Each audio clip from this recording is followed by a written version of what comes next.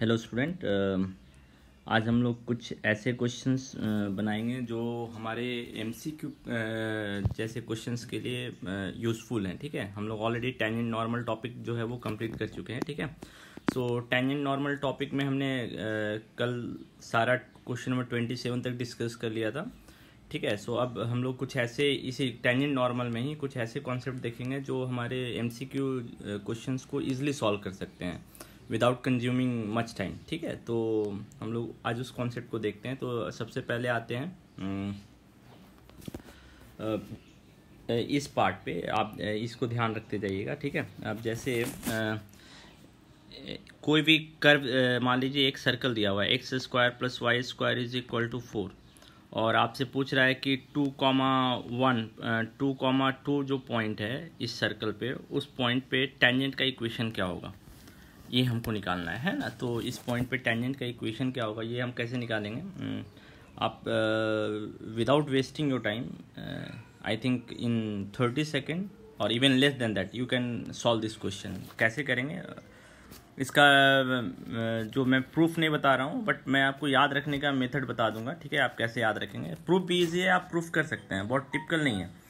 ठीक है, तो एक जनरल पॉइंट हो गया। इसका मतलब एक जनरल पॉइंट अगर मैं आपको दे दूं, 2,2 नहीं होके एक जनरल पॉइंट मैं दे रहा हूं, मान लीजिए x1y1 एक पॉइंट है इस सर्कल पे, और इस सर्कल पे जो x1y1 पॉइंट है, इस पॉइंट पे at x1y1 what is the equation of circle tangent, what is the equation of tangent, ये मैं आपको आज डिस्कस कर रहा हूँ। ठीक है, तो इसका सबसे इजी तरीका याद रखने का, ठीक है, आप कैसे याद रखेंगे वो देख लीजिए। हमारा जो मेन पर्पस है वो क्या होगा, जो एक्स स्क्वायर होगा ना वो किस में कन्वर्ट हो जाएगा, जो एक्स कोऑर्डिनेट जो पॉइंट का दिया उसमें और एक एक्स में। वाई स्क्वायर किस में कन्वर्ट होगा, y1 y में। 2x किस में कन्वर्ट होगा, x प्लस x1 में। और 2y किस में कन्वर्ट होगा, y प्लस y1 में। ये कन्वर्जन आप बस याद रखिए कि अगर जिस पॉइंट पे आपको टेंजेंट निकालना है, तो जो कर्व दिया हुआ है आपका कोनिक सेक्शन का, उसमें जो एक्स स्क्वायर हो किस में कन्वर्ट हो जाएगा, एक्स x1 में। वाई स्क्वायर किस में कन्वर्ट हो जाएगा, y y1 में। 2x किस में कन्वर्ट हो जाएगा, x प्लस x1 में। और 2y किस में कन्वर्ट हो जाएगा, y प्लस y1 में। ठीक है, तो इस चीज़ को आप याद रखिए। अब इसके बेसिस पे देखिए, हम जो अभी क्वेश्चन डिस्कस कर रहे थे वो इजीली सॉल्व कर सकते हैं। ठीक है, तो हमारा क्वेश्चन क्या था, X square plus Y square equal to 4। हमको किस पॉइंट पे टेंजेंट निकालना है, x1 y1 पे। देन सॉल्यूशन में क्या डायरेक्टली आप लिख सकते हैं, सॉल्यूशन में आप डायरेक्टली लिख सकते हैं इक्वेशन ऑफ, सॉल्यूशन में आप लिख सकते हैं equation of tangent will be what, equation of tangent 1 marks question के लिए बहुत ही यूजफुल है। Equation of tangent will be x square किस में कन्वर्ट हो जाएगा, एक्स x1 में। वाई स्क्वायर किस में कन्वर्ट हो जाएगा, वाई y1 इक्वल टू 4। ये होगा इक्वेशन ऑफ टेंजेंट। ठीक है, सो इजीली आप सॉल्व कर लिए ना, है ना। सो ये तो अब इसको ऐसे ही हम सारे क्वेश्चंस को अब जनरलाइज करेंगे। ठीक है, सारे जितने भी हैं हमारे इक्वेशन उनको हम जनरलाइज करेंगे। तो हमारा इधर क्या दे रखा है, हमारा पॉइंट जो है वो सबके केस में क्या है, x1 y1 है। x1 y1 पॉइंट पे इक्वेशन ऑफ टेंजेंट हमको पता करना है। ठीक है, अब एक एक करके आते हैं। पहला हमारा कर्व जैसे दे रखा है, x square plus Y square is equal to are square. Then equation of tangent क्या होगा, इक्वेशन ऑफ टेंजेंट होगा x1 plus y1 is equal to are square. दूसरा, अगर यही ऐसे रहे, एक्स सर्कल का जनरल इक्वेशन रहे, X square plus Y square plus 2gx plus 2fy plus c equal to 0। तो अब आप ऑब्जर्व कीजिए कि इसमें मैंने आपको कुछ बताया था, एक्स स्क्वायर एक्स x1 में कन्वर्ट हो जाएगा, वाई स्क्वायर वाई y1 में कन्वर्ट हो जाएगा। ये इक्वेशन ऑफ टेंजेंट हम निकाल रहे हैं ना, इक्वेशन ऑफ टेंजेंट हम निकाल रहे हैं। हम जो निकाल रहे हैं वो क्या निकाल रहे हैं, इक्वेशन ऑफ टेंजेंट, है ना। तो ये इक्वेशन ऑफ टेंजेंट क्या हो जाएगा, x x1 plus Y y1 plus, अब आप ये देखिए यहाँ 2x है, तो 2x किस में कन्वर्ट हो जाएगा, x प्लस x1। y किस में कन्वर्ट हो जाएगा, y plus y1 plus c equal to 0। ये हमारा इक्वेशन ऑफ टेंजेंट हो गया ना। तो सर्कल के लिए हमने देख लिया। अब इसी तरह पैराबोला, हाइपरबोला, इन सब के लिए भी आते हैं। तीसरा आते हैं हमारा पैराबोला है, मान लीजिए Y square equal to 4x। तो इसमें हम देखिए 2a इंटू 2x लिख सकते हैं ना। तो इक्वेशन ऑफ टेंजेंट क्या होगा, equation of tangent x1 y1 point पे है ना, पॉइंट मैंने ऑलरेडी पहले में ही मेंशन कर दिया। तो क्या हो जाएगा, y y1 is equal to 2ax plus x1, this is the equation of tangent. इसी तरह अगर x square equal to 4ay है तब भी ईजी है। ये क्या हो जाएगा, x(x1) is equal to 2ay plus y1। Negative sign है तब भी कोई फर्क नहीं पड़ता है, नेगेटिव साइन बाहर रहेगा। अब इलिप्स रहेगा तो क्या होगा, ellipse X square by A square plus Y square by B square. मैं यहाँ पे ये मेंशन नहीं कर रहा हूँ कि कौन बड़ा है, ए और बी दोनों के लिए वैलिड है ये। तो इक्वेशन ऑफ टेंजेंट क्या हो जाएगा, इक्वेशन ऑफ टेंजेंट जो होगा वो आपका हो जाएगा equation of tangent x(x1) by A square plus y(y1) by B square is equal to 1। 6th number equation अगर हाइपर बोला है x square by A square minus Y square by B square is equal to 1। तो क्या होगा equation of tangent, देख इसका equation of tangent हो जाएगा x(x1) by A square minus Y square y(y1) by B square is equal to 1। आप देख लीजिए आपकी एनसीईआरटी बुक में ऐसा क्वेश्चन दिया हुआ है। अब आप देखिए उसको, आप अगर 4 मार्क्स में है तब तो आपको सॉल्व करना पड़ेगा, जो मेथड कैलकुलस का आप जानते हैं। अगर 1 मार्क्स में है तो आप इस तरह सॉल्व करके बता सकते हैं। जैसे अब देखिए ये क्वेश्चन नंबर 24, देखिए क्वेश्चन नंबर जो 24 है आपका 24 number, find the equation of tangent. Normal का तो नॉर्मल भी निकाल सकते हैं, नॉर्मल में भी बता दूंगा। ये देखिए ये हाइपर बोला है x0 y0, तो क्या होगा answer, x(x0) by A square minus y(y0) by B square is equal to 1। Direct आप लिख सकते हैं ना, ठीक है। इसी तरह अब आप देखिए, जैसे मान लीजिए है आपका एक और क्वेश्चन है ऐसा, देखिए जैसे यहाँ पे 22 नंबर अगर आप देखिए 22 नंबर, तो हमारा फॉर्मूला क्या है, y(y1) is equal to 2ax plus x1। अब यहाँ पे x1 y1 क्या है, वैल्यू पुट कर दीजिए तो क्या हो जाएगा ये 280y is equal to 2ax plus 80 square. देखिए इजली सॉल्व हो गया ना। इसी तरह और भी देखिए और भी बहुत सारे क्वेश्चन हैं जो इस कॉन्सेप्ट पे सॉल्व कर सकते हैं। ये देखिए 20 नंबर नहीं है, और भी ऐसे क्वेश्चन देख लीजिए अगर हैं तो। हाँ देखिए 4th नंबर, देखिए इसका 4th नंबर देखिए, 4th नंबर में पैराबोला है, आपको पॉइंट दे रखा है तो आप इजीली देखिए सॉल्व कर सकते हैं ना। तो अगर पॉइंट दिया हुआ है और कोनिक सेक्शन पे आपको निकालना है टेंजेंट, तो अब आप देखिए 1 मार्क्स में रहेगा तो आप इजीली सॉल्व कर सकते हैं। अदरवाइज 4 मार्क्स में तो आपको कैलकुलस का मेथड यूज़ करना पड़ेगा, आप डायरेक्ट आंसर नहीं लिख सकते हैं ना। ये तो एक पार्ट हो गया। आप नॉर्मल का इक्वेशन कैसे निकालेंगे, नॉर्मल का इक्वेशन भी आप इजीली निकाल सकते हैं। आप नॉर्मल का इक्वेशन कैसे निकाल सकते हैं, आप जैसे देखिए मान लीजिए एक लाइन है ax plus by equal to c, तो इस लाइन के परपेंडिकुलर लाइन का इक्वेशन क्या होगा, परपेंडिकुलर लाइन का इक्वेशन क्या होगा, परपेंडिकुलर लाइन के इक्वेशन, परपेंडिकुलर लाइन, इस लाइन पे जो लाइन पर ये लाइन है, इस लाइन पे जो परपेंडिकुलर लाइन है उसका इक्वेशन क्या होगा। तो क्या होता है इसका परपेंडिकुलर लाइन का equation, bx minus ay is equal to c1। जो कांस्टेंट टर्म है वो चेंज हो जाता है और ये दोनों क्या हो जाता है, इंटरचेंज हो जाता है और बीच में क्या आ जाता है, माइनस साइन आ जाता है। ये तो अब आप देखिए नॉर्मल का इक्वेशन आप इजीली निकाल सकते हैं ना, नॉर्मल का इक्वेशन भी इजीली निकाल सकते हैं। जैसे अभी हमने जो पढ़ा, जो कॉन्सेप्ट पढ़ा, जैसे ये है, ये पहला वाला ही मैं सिर्फ आपको बता दे रहा हूँ, ठीक है। आप अब इजीली निकाल सकते हैं, ठीक है। पहला वाला ही जो है हमारा उसको देख लेते हैं, ठीक है। जो फर्स्ट है, तो ये हमारा इक्वेशन ऑफ टेंजेंट हो गया। अब इक्वेशन ऑफ नॉर्मल अगर आपको निकालने बोले, इक्वेशन ऑफ नॉर्मल, तो अब इक्वेशन ऑफ नॉर्मल आप कैसे निकालेंगे वो देख लीजिए। इक्वेशन ऑफ नॉर्मल आप कैसे निकालेंगे, ये भी एक लाइन में ही हो जाएगा। क्या हो जाएगा, इंटरचेंज हो जाएगा। सो y1x माइनस x1y है ना, x1y is equal to c, आर कांस्टेंट से डिफर करेगा। अब c का वैल्यू आप कैसे निकालेंगे, जो x1y1 है वो तो नॉर्मल पे भी है ना, x1y1 जो है वो नॉर्मल पे भी है, तो नॉर्मल के इक्वेशन को सेटिस्फाई करेगा। तो हम यहाँ क्या लिख सकते हैं, x1y1 जो है वो तो सर्कल है, तो ये x1y1 पॉइंट पे हम टेंजेंट निकाले हैं, ये पॉइंट x1y1 है, इसी पॉइंट पे नॉर्मल है, तो x1y1 पे तो जो नॉर्मल है वो x1y1 पे भी, तो x1y1 इसको सेटिस्फाई करेगा। तो हम क्या लिख सकते हैं, देखिए x1y1 माइनस x1y1 है ना, इक्वल टू c। तो ये कैंसिल हो गया, तो c का वैल्यू क्या आ गया इसमें 0। तो जो नॉर्मल का इक्वेशन है वो क्या बन जाएगा आपका, नॉर्मल का जो इक्वेशन है, जो नॉर्मल का इक्वेशन है उसको आप अब लिख सकते हैं direct equation of normal will be equation of normal, क्योंकि ये सी अननोन था अभी हमारा, है ना। Equation of normal will be y1x minus x1y and c का वैल्यू 0 आ गया। इसी तरह आप सी का वैल्यू हर बार निकालिए और वैल्यू पुट कर दीजिए, आपका इक्वेशन ऑफ नॉर्मल आ जाएगा, है ना। सो देखिए ये आपका टाइम बहुत सेव कर रहा है, ठीक है। सो ये एक पार्ट हो गया हमारा, ठीक है। अब नेक्स्ट पार्ट पे आते हैं, ठीक है। अब नेक्स्ट पार्ट क्या है,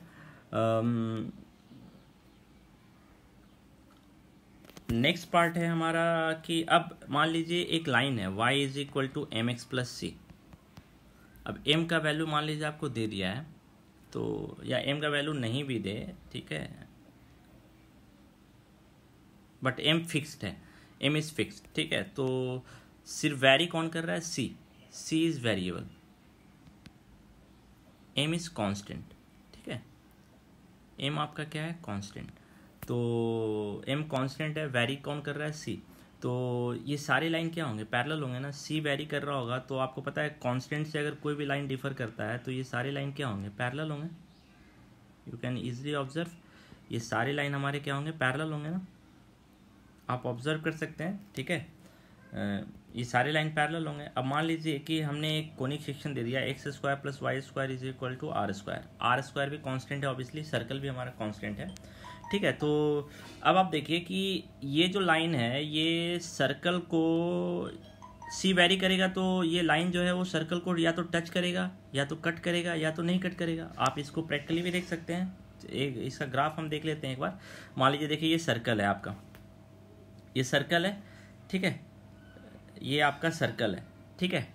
अब आप देखिए कि लाइन का इक्वेशन क्या बन रहा है, y इज इक्वल टू, ये सर्कल का इक्वेशन है, सर्कल का X square plus Y square equal to 2.93 whole square, यानी रेडियस इसका क्या है, रेडियस जो है उसका 2.93। चलिए हम इसको थोड़ा सा और छोटा कर देते हैं, सर्कल को 2.5 कर देते हैं, सपोज सर 2 ही कर देते हैं। तो ये हमारा सर्कल है, ठीक है। अब इसमें जो लाइन का इक्वेशन यह है y इक्वल टू एम का वैल्यू कितना है 0.97। वेरी कौन कर रहा है, सी देखिए वेरी कर रहा है, यहाँ पे सी वेरी कर रहा है ना, सी आपका देखिए वेरी कर रहा है ना, सी आपका जो है वो वेरी कर रहा है। तो आप देखिए जो लाइन है उसका जो मूवमेंट है वो पैरेलल है। ये जो लाइन है इसको मैं ट्रेस भी कर दे रहा हूँ ताकि आपको पता चल जाए, ये लाइन जितने भी हैं वो हमारे पैरेलल होंगे। आप ऑब्जर्व कीजिए, देखिए ये जितना भी लाइन होगा वो सारा पैरेलल होगा। तो इसका मतलब ये जो लाइन जितने भी पैरेलल लाइन है उस सर्कल को या तो दो जगह कट कर रहा है, या तो एक जगह कट कर रहा है, या तो नहीं कट करेगा।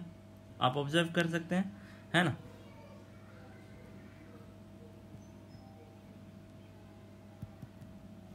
आप इसको ऑब्जर्व कर सकते हैं, ठीक है। ये बहुत टिपिकल पार्ट नहीं हो गया, आप इसमें इजीली ऑब्जर्व कर सकते हैं, ठीक है, कि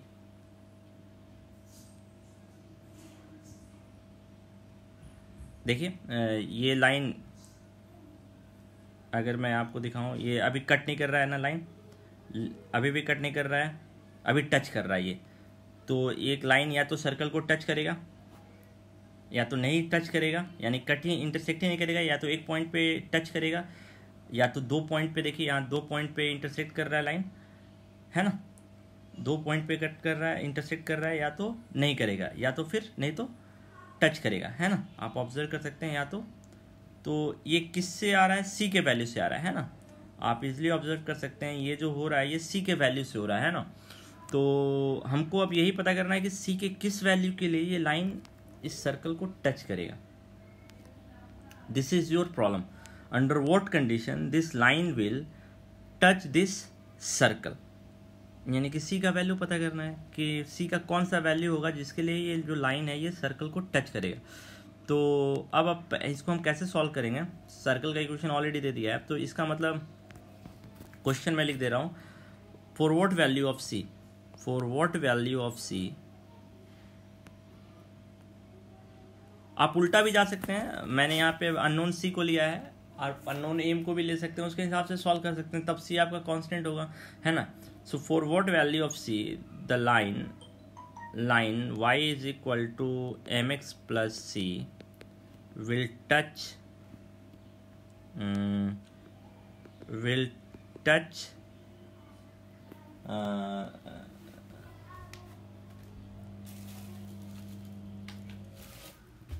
will touch the circle, है ना। X square plus Y square is equal to are square. सी के किस वैल्यू के लिए जो हमारा ये लाइन है ये सर्कल को टच करेगा। अभी हमने देखा ये लाइन पैरेलल होगा और या तो हम क्या करेंगे इसमें, इस लाइन का और इस सर्कल का इंटरसेक्शन पॉइंट निकालते हैं। तो कैसे निकालेंगे, वाई का वैल्यू हम इसमें सब्स्टिट्यूट कर देते हैं। तो ये क्या हो जाएगा, x square plus m x plus c का whole square is equal to are square. इसको आप सिंप्लीफाई कीजिए, x square plus m square x square plus c square plus 2mx into c is equal to are square, है ना। C square का value निकालना है आपको, तो ध्यान रखिएगा। तो ये सारे कोफिशिएंट, एक्स स्क्वायर कोफिशिएंट क्या आया, M square plus 1 plus X का कोफिशिएंट क्या आया 2mc x is equal to, सबको एक ही साइड रखते हैं ना, c square minus are square equal to 0, है ना। ये आपका क्वाड्रेटिक इक्वेशन बन गया ना। हमने y का वैल्यू सब्स्टिट्यूट किया, x में क्वाड्रेटिक है। अब x का वैल्यू क्या डिटरमाइन करेगा, x का वैल्यू निकालने का मतलब, क्योंकि हम पॉइंट ऑफ इंटरसेक्शन निकालना है, तो x का वैल्यू इसमें क्या देगा, x coordinate of point of intersection. अब हमको कौन सा वैल्यू चाहिए वो देखिए, हमको x का सारा वैल्यू नहीं चाहिए, हमको x का वही वैल्यू चाहिए जिसके लिए ये जो लाइन था हमारा y equal to m x plus c इस सर्कल के लिए टेंजेंट हो जाए, हमको वही वैल्यू चाहिए। तो यानी x का हमको एक ही वैल्यू चाहिए। अब आप क्वाड्रेटिक इक्वेशन में याद कीजिए कि क्वाड्रेटिक इक्वेशन का 2 सॉल्यूशन होता है, या तो 1 सॉल्यूशन होता है या तो नो सॉल्यूशन होता है। 1 सॉल्यूशन का मतलब क्या है, the roots are equal and distinct, sorry roots are equal and real. 1 solution का मतलब यही है। तो हमको यहाँ पे 1 सॉल्यूशन चाहिए, यानी कि रूट इक्वल चाहिए। तो रूट इक्वल कब होता है, when D equal to 0, discriminant आपका 0 होता है। सो बी स्क्वायर माइनस 4ac का वैल्यू 0। अब यहाँ पे b क्या है, आप पहचान सकते हैं, ये आपका a है, ये आपका b है और ये पूरा का पूरा आपका c है ना, ax square plus b x plus c. अब इसका वैल्यू इसमें पुट कर दीजिए, तो ये कितना हो जाएगा 2mc का whole square minus 4 into M square plus 1, है ना, into C square minus are square equal to 0। ठीक है। सो अब इसको आप सॉल्व कर लीजिए। इसको अगर आप सॉल्व करेंगे तो 4m square c square minus 4, पहले हम मल्टीप्लाई कर लेते हैं इसको, m square c square minus m square are square plus c square minus are square, है ना, is equal to 0। So 4m square c square minus 4m square c square plus 4m square are square plus 4c square minus 4r square equal to 0। ठीक है। अब यहाँ पे ये और ये कैंसिल हो गया। अब c square 4c square is equal to कितना हो जाएगा 4r स्क्वायर। हमने कुछ गलत तो नहीं किया है ना, हाँ, 4 माइनस 4c स्क्वायर होगा, सॉरी, और ये प्लस हो जाएगा। यहाँ पे देखिए हमने क्या गलत किया है, ये जो वाला पार्ट जो होगा वो माइनस हो जाएगा, है ना, ये वाला पार्ट माइनस हो जाएगा क्योंकि माइनस 4 से मल्टीप्लाई कर रहे हैं ना, माइनस 4 से मल्टीप्लाई कर रहे हैं। ठीक है। So 4c square, 4c square को आर एच साइड लेके चले गए तो 4c square equal to 4r square plus 4m square are square. अब 4 कैंसिल हो जाएगा कॉमन आके, so c square is equal to are square plus m square into r square. तो c का वैल्यू कितना आ गया, plus minus are square common आ जाएगा तो r हो जाएगा ना under root 1 plus m square. So ये c का वैल्यू है। For this value of c the line will be tangent to the, यानी कि अगर आप ऑब्जर्व करें तो ये मेरा सर्कल है, तो अगर ये लाइन टच कर रहा है तो इसका इक्वेशन कैसा दिखेगा, इसका इक्वेशन दिखेगा y is equal to m x plus minus r under root 1 plus m square, ऐसा दिखेगा। c का वैल्यू अगर ये है तो हम बोलेंगे कि ये लाइन इस सर्कल के लिए टेंजेंट है। ठीक है। सो आपको समझ में आया सॉल्यूशन। अब इसी तरह आप देखिए, इसको आप जनरलाइज कर सकते हैं। सो हम सेम क्वेश्चन दूसरे कोनिक सेक्शन के लिए भी यूज़ कर सकते हैं।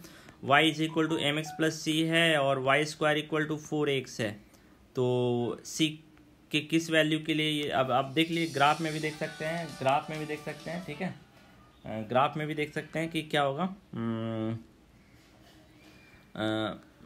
अब जैसे हम लोग अगर इसको देखें तो मान लीजिए y square equal to 4x है आपका, जो पैराबोला है ना, 4x हमने ले रहे हैं, ठीक है। Y square is equal to 4x है मान लीजिए, है ना। तो और हमारा जो सर लाइन है वो मान लीजिए y is equal to 2x plus c है। अब आप देखिए 2x प्लस c है, तो अब ये लाइन पैराबोला को कट करेगा, नहीं कट कर रहा है, अभी तक तो नहीं कट कर रहा है ना। बट आप देखिए कि नहीं कट कर रहा है, अब पहले टच करेगा, फिर 2 जगह कट कर रहा है ना, 2 से अधिक जगह कट नहीं कर सकता है ना। तो अब सेम क्वेश्चन एराइज हो रहा है कि सी के किस वैल्यू के लिए, देखिए सी का वैल्यू यहाँ पे वेरी कर रहा है ना, सी का वैल्यू यहाँ पे आप ऑब्जर्व कीजिए, सी का वैल्यू यहाँ पे वेरी कर रहा है, 2 पॉइंट देखिए 1 पॉइंट ऐसे वेरी कर रहा है ना। तो सी का किस वैल्यू के लिए ये लाइन जो होगा इस टेंजेंट, इस पैराबोला का टेंजेंट होगा, ये क्वेश्चन होगा। सो नेक्स्ट क्वेश्चन इसी तरह हम कंटिन्यू कर सकते हैं। For what value of c y is equal to mx plus c is tangent to y square equal to 4x, है ना। इसी तरह और भी बहुत सारे क्वेश्चन एराइज हो सकता है। अब मैं इसमें इसको ऐसे लिख दे रहा हूँ, ठीक है, इसको ऐसे लिख दे रहा हूँ ताकि बहुत सारे क्वेश्चन आ जाए। Tangent to y square equal to 4x, दूसरा x square equal to 4ay, इसी तरह नेगेटिव के लिए भी कर सकते हैं, प्लस माइनस, है ना। तीसरा x square by A square plus Y square by B square is equal to 1, है ना। अब इसमें आप इसी तरह फोर्थ आ सकता है x square by A square minus Y square by B square is equal to 1। Fifth आ सकता है minus x square by A square minus Y square by B square plus हो जाएगा इज इक्वल टू -1। तो इन सारे के लिए आप पता कीजिए कि सी के किस वैल्यू के लिए ये लाइन जो होगा इन सारे कोनिक सेक्शन का टेंजेंट होगा। ये आपका होमवर्क रहा, ठीक है।